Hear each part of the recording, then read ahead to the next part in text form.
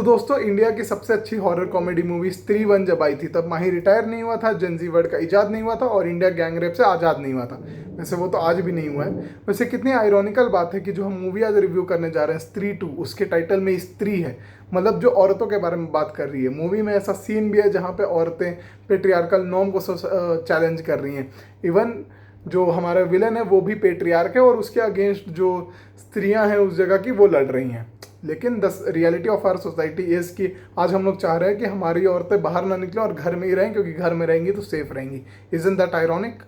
अब हम आपका और फालतू का वक्त बर्बाद कर बिना किए हुए I directly move on to the commentary of the movie Stree two. तो स्त्री टू वहीं शुरू होती है जहाँ पे स्त्री वन खत्म हुई थी, वही जगह है चंदेरी, वही सारे कैरेक्टर्स है with the addition of a few very good characters.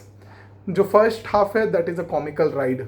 All the jokes land in the first half apart from a few जो कि पर्सन टू पर्सन वेरी कर सकते हैं। मेटा कॉमेडी है, सिचुएशनल कॉमेडी है और आपका हंस हंस के पेट दर्द हो सकता है इन the first half.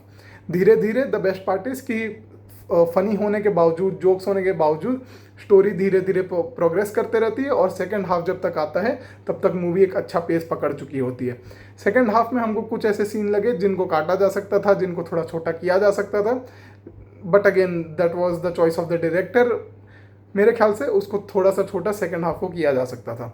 Second half भी लेकिन ठीक ठाक पेस पकड़ के चलता है apart from these few scenes, और थोड़ा सा सीरियस हो जाता है which was the demand of the story. लेकिन the best part is the writer and the director Amar Kaushik, they did not leave the hand of the situational comedy. जहाँ जहाँ पे भी उनको सिचुएशन मिलता है वहाँ पे वो कॉमेडी छोड़ देते हैं। जस्ट लाइक आपकी एक्स ने आपको जैसे छोड़ा था, कॉमेडी इस मूवी में हर जगह फैली हुई है, जैसे आप फैल फैल के रोए थे अपने दोस्तों के सामने।